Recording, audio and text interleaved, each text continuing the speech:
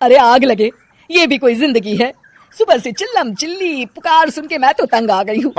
अरे वो भी क्या दिन थे जब मैं गांव में रहा करती थी। पहले बड़ी सुखी थी मैं। पहले मेरी जिंदगी क्या थी और अब क्या हो गई है। शहर में तो लोग भेड़ बकरी की तरह जीते हैं। जीने का असली मजा तो गांव में है। क्यों, क्या हुआ माँ जी? आज गांव की बहुत याद आ रही है आपको? अरे हाँ बहू, शहर का जीना भी कोई जीना है। लोगों की आधी जिंदगी तो सड़कों के ट्रैफिक में निकल जाती है और यहाँ रखा ही क्या है। एक बात कहूँ, दिल्ली शहर अब पहले जैसा नहीं रहा। क्या माँ, जब देखो गांव के गुणगान गाती रहती हो। ठीक है, इस बार ना बच्चों के कॉलेज की छुट्टियों में हम सब गांव चलेंगे, ठीक है? हाँ, ये ठीक है। फिर कुछ दिनों के बाद सारा परिवार अपने गांव चला जाता है। अरे वाह, कितनी ताजी और साफ हवा है, कितनी शांति है यहाँ। चल बहू, अब बढ़िया सा खाना बना दे, मजे से आंगन में बैठ के खाएंगे। सुशीला गांव का माहौल देख बड़ी खुश होती है। 2 दिन के बाद गांव की कुछ औरतें सुशीला के घर आती हैं। बड़े दिनों के बाद गांव आई है सुशीला। हमें तो लगा कि तू शहर जाके गांव को भूल गई। और बतिया, तेरी बहू कैसी है? जरा मिलवा तो उससे। अरे मेरी बहू तो लाखों में एक है।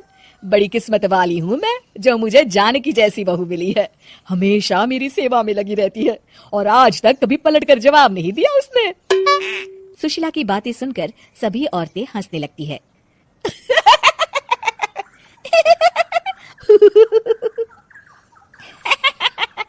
अरे कुछ अभी बोले जा रही है। तबीयत तो ठीक है? तेरी बहू चांद से आई है क्या? क्यों बहनों, दुनिया की कोई भी बहू अच्छी होती है क्या? सब औरतें ममता की हाँ में हाँ मिलाती हैं। अरे मैं तो कहती हूँ दुनिया की हर बहू सास का खून चूसने वाली डायन होती है, डायन। मैं तो एक बिल में 1000 सांप के साथ रह सकती हूँ, लेकिन अपनी बहू के साथ नहीं रह सकती। हाँ तूने सही कहा, मेरी बहू तो तेरी बहू से भी 2 कदम आगे है। सब औरतों की बातें सुनकर ममता मन ही मन बड़बड़ाती है। अरे ये गांव सुधर गया, लेकिन औरतें नहीं सुधरी। अगर थोड़ी देर और इनकी बेवकूफी भरी बातें सुनूंगी तो मैं सच में पागल हो जाऊंगी। फिर सुशीला उन औरतों को घर से दफा कर देती है और राहत की सांस लेती है। अरे बहू, जरा बाम लाके मेरे सर पर तो लगा दे। उन औरतों की फालतू बातें सुनकर मेरा सर चकरा गया है। इस गांव की औरतों का तो भगवान ही मालिक है। फिर अगले दिन सुशीला की सास उससे कहती है, अरे बहू, तू यहाँ क्या आराम फरमाने आई है? आखिर ये तेरा ससुराल है। चल चल, घर के कामों में हाथ बटा। शहर में कुछ काम धाम तो करती नहीं है। जरा अपने आप को तो देख, कितनी मोटी हो गई है। सारा दिन घर का काम करने के बाद शाम को सुशीला, हाय मेरी कमर, हाय मेरे पैरों ने तो जवाब दे दिया। आज तो मुझसे मक्खी भी न मारी जाएगी। अरे बहू, जरा आकर मेरे हाथ पैर तो दबा दे। जी माँ जी, अभी आती हूँ। तभी सुशीला की सास जानकी को रोकते हुए कहती है, अरे रुक जा बहू, एक दिन काम करके इसको इसकी नानी याद आ गई।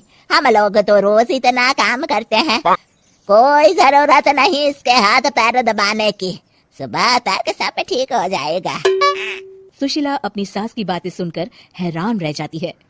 इस तरह धीरे धीरे गांव आने के बाद सुशीला की परेशानी शुरू हो जाती है। फिर एक दिन, अरे आज तो मैं कपिल शर्मा देखूंगी क्योंकि आज संडे है। सुशीला जैसे ही टीवी ऑन करती है तभी बिजली कट जाती है। अरे सत्यानाश, इस बिजली को भी अभी जाना था। इतने दिनों से मैं टीवी सीरियल देख नहीं पाई। हमारा देश इतनी तरक्की कर रहा है, अरे पता नहीं ये गांव कब सुधरेगा। अरे अब तो 2 दिनों के लिए बिजली को भूल जा, ये तो यहाँ रोज की बात है। अब इस अंधेरे में रहने की आदत डाल ले। हाँ। हे भगवान, अब क्या होगा? ऊपर से इन मच्छरों ने जीना हराम कर रखा है। दूसरी तरफ घर के काम कर करके और बिना किसी सुविधा के सुशीला तंग आ जाती है और उसे शहरी जीवन याद आने लगता है। क्यों माँ, मजा आ रहा है ना? अरे आपने ऐसी सूरत क्यों बना रखी है? मुस्कुराइए, अब हम गांव में हैं। मोहन के साथ जानकी भी अपनी सास की खिंचाई करती है। हाँ हाँ माँ जी, आप ही तो यहाँ की बड़ी तारीफ कर रही थी। फिर अभी तो कुछ ही दिन बीते हैं। वैसे भी अब तो आप यहीं रहने वाली है ना?